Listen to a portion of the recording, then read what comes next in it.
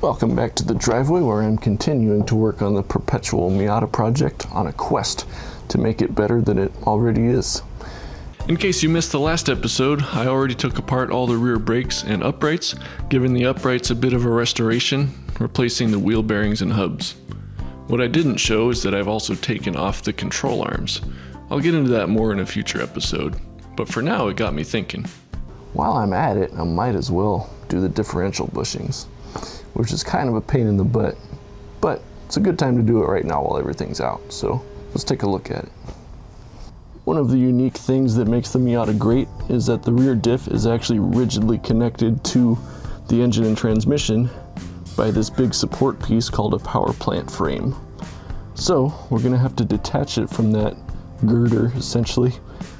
Take the axles off, take the drive shaft off, drain the fluid, and detach these mounts, and it should just lower right down. In some cases people take the exhaust off. I think I might be able to maneuver it around the exhaust, but I guess we'll find out. Oh, I really should have taken the exhaust off. This is ridiculous. The first thing I decided to work on was the drive shaft. A little penetrating oil always helps. I found it easier to leave the car in gear so I could get leverage against the fasteners, and then put it in neutral, rotate the drive shaft around to the other side to get access to the other ones. Then it just pops right off. Next, I went ahead and drained the differential. I didn't have the right size socket yet, but rest assured later on, I'll pick one up.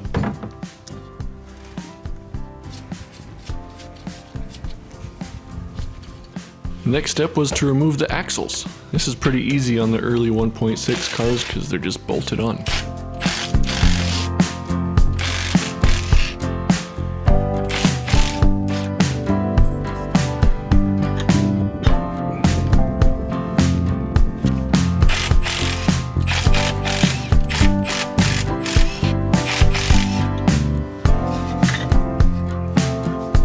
Next, I started to detach the differential from the power plant frame. And this is actually kind of a complicated little setup. So let's fast forward to future me when I got a better understanding of how all these parts work together. This little sleeve was the thing that was confusing me. I couldn't remember which way it went in. Turns out the threaded side goes down. And you don't really see this because this guy is what you actually see, which goes in here. And this sleeve is actually hiding inside of it. So what's the point of this sleeve?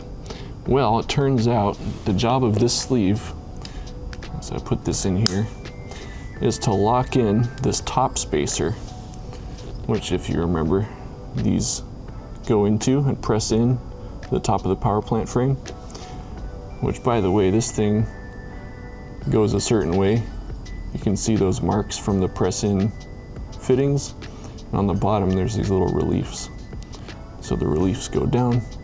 But anyways, once you install this front bolt, which has this extra sleeve on it, this pushes this sleeve up and it locks it into this spacer.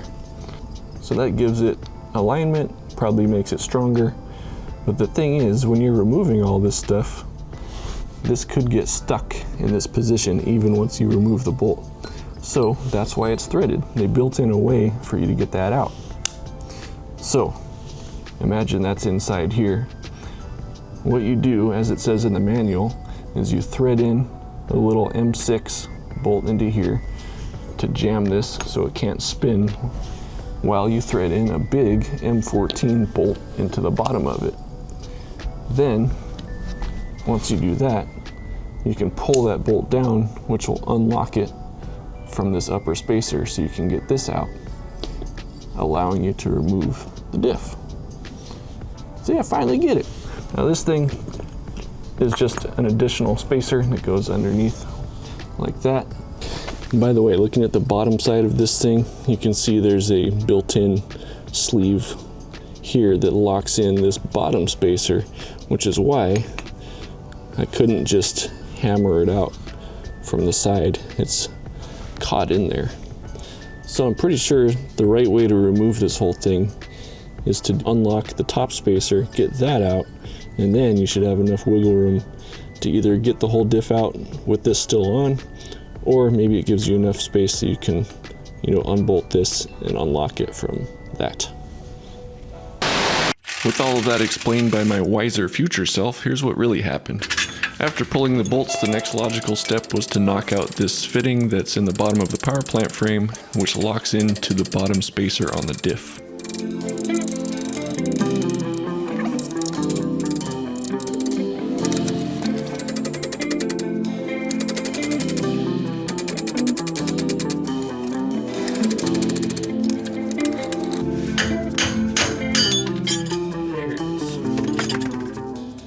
Next, I made a misguided attempt to take the bottom spacer out because I didn't yet know about this ring that locks it into place.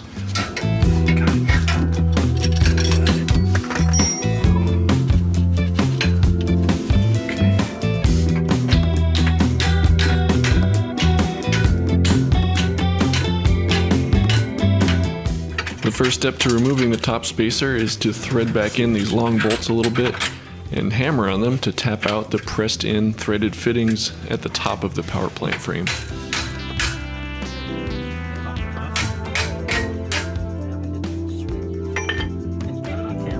Nice.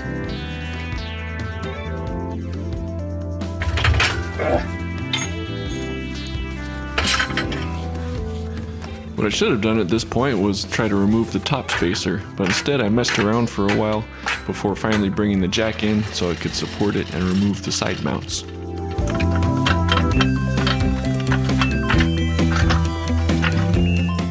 Each of these side mounts has two small 12mm nuts on the outside and a big 17mm on the inside.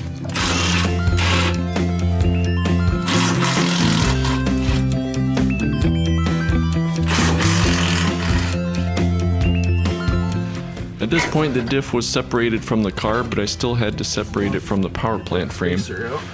With all this messing around, I accidentally got the top spacer out, and that allowed me to get the bottom spacer out. Wow. Oh, look at that. Wow. Nice. So much more room for activities. But there still wasn't enough room with the exhaust in the way. So I finally went and bought myself an exhaust hanger remover tool, which made it a lot easier to get the exhaust off the hangers.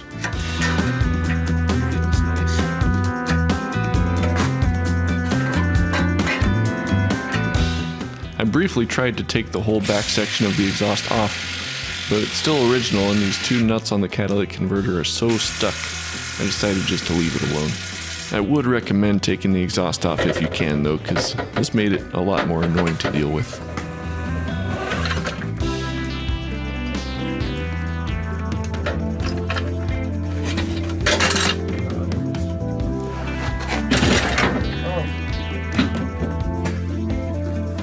And with that really graceful demonstration of how not to do it, the differential was out. There we go. No problem. At this point, it's a good idea to support the power plant frame with a jack stand or something, because this whole thing is now hinging on the motor mounts. There is no transmission mount in this car. All right, diff is out. That was probably the hardest part of this, unless going back in is also equally as hard, which it could be. But anyway, let's remove these stock old rubber bushings, which are a little bit cracked and worn, but also even in the best of times, they're pretty sloppy. They allow for a lot of movement. And so what we're going for is a slightly tighter driveline, so when we're giving it throttle and shifting, it's not moving around as much. We should have nice precise shifts, and it shouldn't add too much, if at all, to the vibration and noise in the car. So let's get these out and hopefully get this thing back in. The generally accepted method to get these bushings out is to start by destroying the centers. If you have a hole saw of the right size, you can use that, but I used a drill and a hacksaw.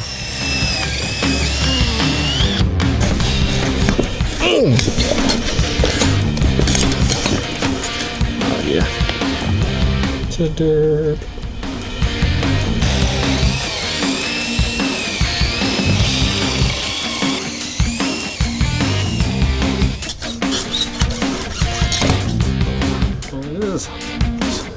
This metal shell is actually in two halves, so it's not a bad idea to slice the rubber where the halves connect to make it easier to separate them.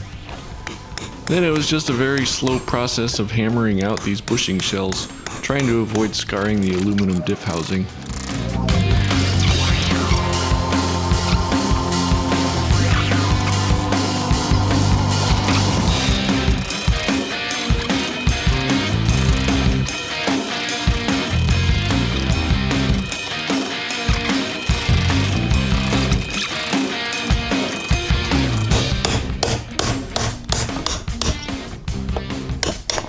Yes. Yes.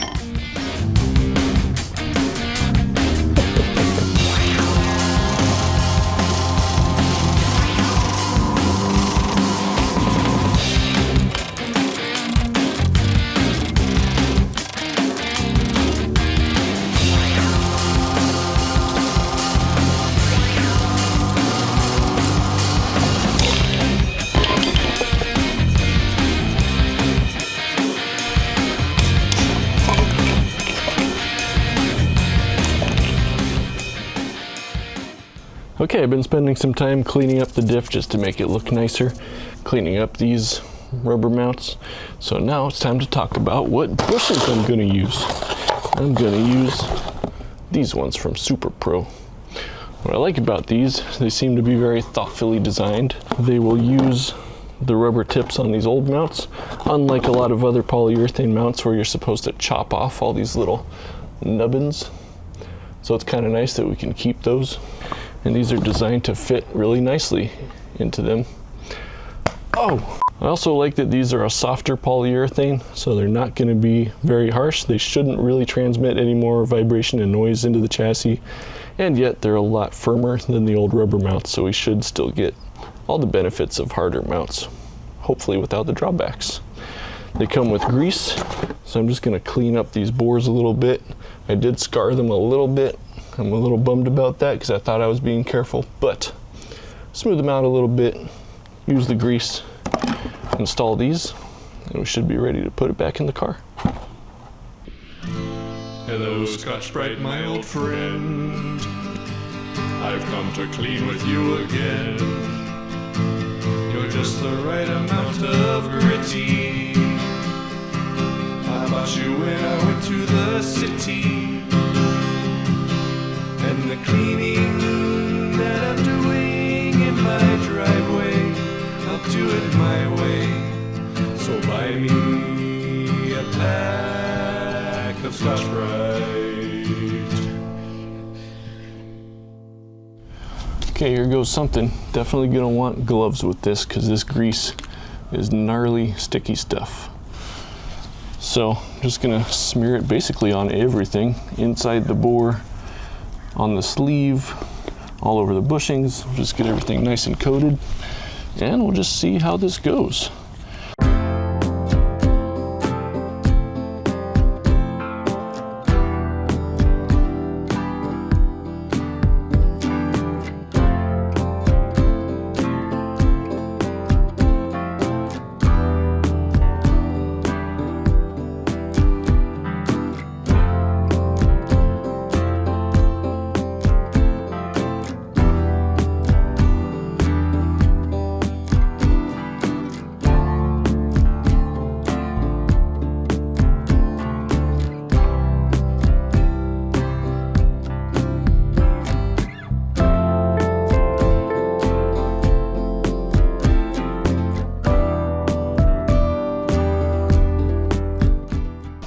Okay,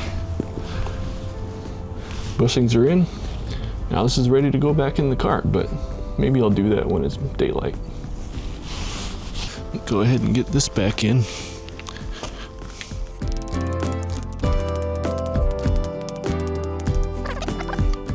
Will that work? Oh yeah, totally. Okay, cool. Okay, the day has finally come. Put this thing back in the car. I'm gonna put it on the jack and try to scoot it in from the side like I did before, so I can try to get this ear over the exhaust. And I did put the bottom spacer back on, so the tricky thing is gonna be slotting this back into the power plant frame, which is C-shaped. So this is gonna be a little tricky doing by myself, but let's see how it goes. I did put a scissor jack under the power plant frame to replace the jack stand, so it's adjustable. It's still supported, but now I can move it up and down accordingly. So hopefully I can get all this stuff back in here.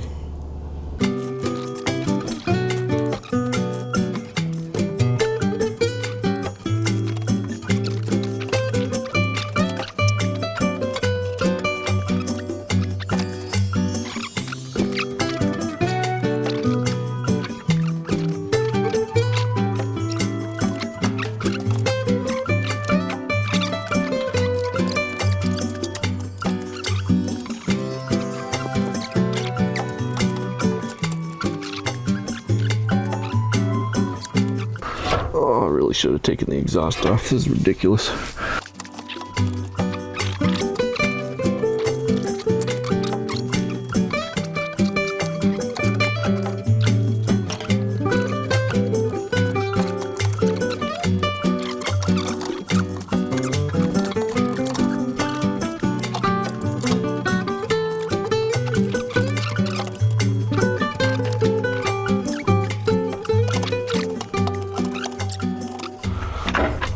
Yes. Yes. Yes. It's in. Whoa, that was a lot harder than I thought it would be. Okay, I'm just gonna loosely hand tighten these for now, just to make sure the axle is not gonna fall out. But it'll still give me the ability to move things around a little bit while I figure out how to get the whole power plant frame situation back together.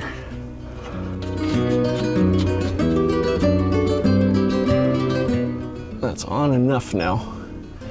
I should be able to get the jack out of there. Ow, just bonked my head. That was bound to happen.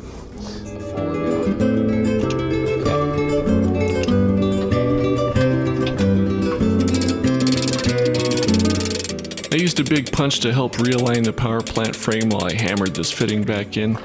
Then I was able to jack up the power plant frame to get it to meet the bottom spacer on the diff. Then I had enough room to slide the top spacer back into place, get these two fittings ready to go, and get the bolts installed.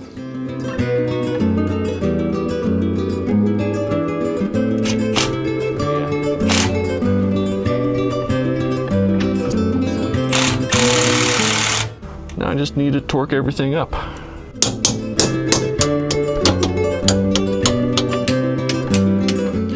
Once everything was torqued to spec, I could pull the jack out, get the drive shaft reinstalled,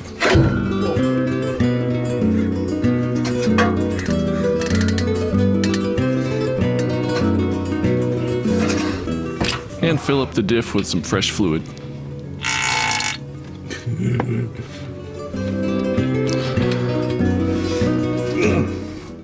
So I've decided just to reuse the original axles. They're still in good shape.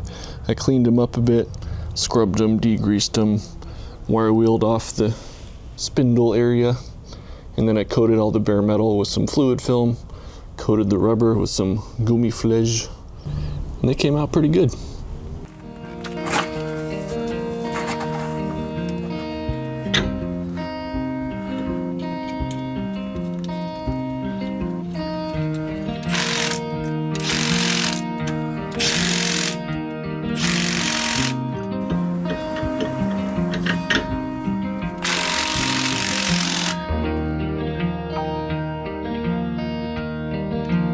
Well, got it done. Got the diff back in. Not gonna lie, this was not an easy job to tackle in the driveway, but I'm pretty stoked I was able to do it. I don't know if this is a great guide of how to do it. Maybe you learned how not to do it, but hopefully at least showed how all those pieces fit together and reinforced the idea that you should definitely take the exhaust off if you're gonna do this. But everything should be downhill from here. I'm gonna put the control arms back on with all new bushings, put all the brakes back together with new or refurbished components.